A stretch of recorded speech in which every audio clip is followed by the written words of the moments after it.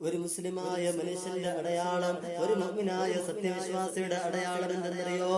എന്റെ പ്രിയപ്പെട്ടവരെ, ദുനിയാവിൽ നിന്ന് കിട്ടുന്ന വിഷമങ്ങള്, പ്രയാസങ്ങള്, വേദനകള്, ഓരോരുത്തരെ വായിലെടുക്കുന്നത് കേൾക്കല്, ഓരോരുത്തര് പറയുന്ന കുറ്റം പറച്ചില്, ഇതെല്ലാം കേട്ടുകൊണ്ട് സഹിച്ചും അതുപോലെ ക്ഷമിച്ചുകൊണ്ട് റബ്ബിന് വേണ്ടി ദുനിയാവിൽ കൂടെ ജീവിക്കുന്ന, അള്ളാഹുവിന് വേണ്ടി ഇബാദത്ത് ചെയ്തുകൊണ്ട് ജീവിക്കുന്ന ഒരു മനുഷ്യനുണ്ടോ?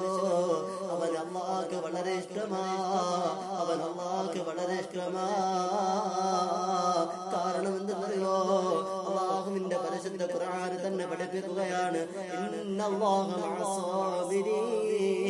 ക്ഷമിക്കുന്നവന്റെ കൂടെയാണ് അള്ളാഹു, ക്ഷമിക്കുന്നവന്റെ കൂടെയാണ് അള്ളാഹു. അതുകൊണ്ട് ക്ഷമിക്കണമടോ, ക്ഷമിക്കണമടോ, അള്ളാഹിനെ മനസ്സിലാക്കണമടോ, അള്ളാഹുവിന് വേണ്ടി ഇബാദത്ത് ചെയ്തുകൊണ്ട് ജീവിക്കണമടോ. പിന്നെ മറ്റുള്ളവരെന്തോ പറയട്ടോ, എന്ത് പറഞ്ഞാലും ശരി തന്നെ, നീ ഒന്നും മിണ്ടാതെ പോകണ്ട. തവക്കൽതു അലല്ലാഹ്, എല്ലാ പടച്ചറപ്പാണ് നൽകുന്നതെന്നുള്ള ഒറ്റ നാമത്തോടു കൂടി നീ കടന്നുപോയി നോക്ക്. നാളെ നിനക്ക് അല്ലാഹു ഒരുക്കി വെച്ചിരിക്കുന്നത് വലിയ സ്വർഗമാ.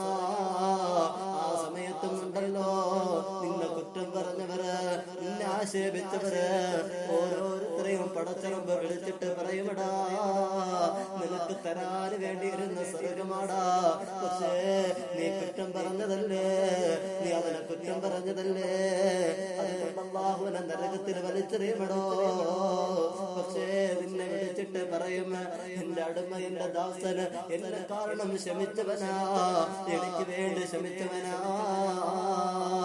എന്റെ പ്രിയപ്പെട്ടവരെ, മനസ്സിലാക്കണം, മലക്കുകളോട് പോലും എടുത്തിട്ട് അല്ലാഹു പറയുമത്രേ, ഇതെന്റെ വാക്കല്ല, ശഫഅനാ റസൂലുള്ളാഹ്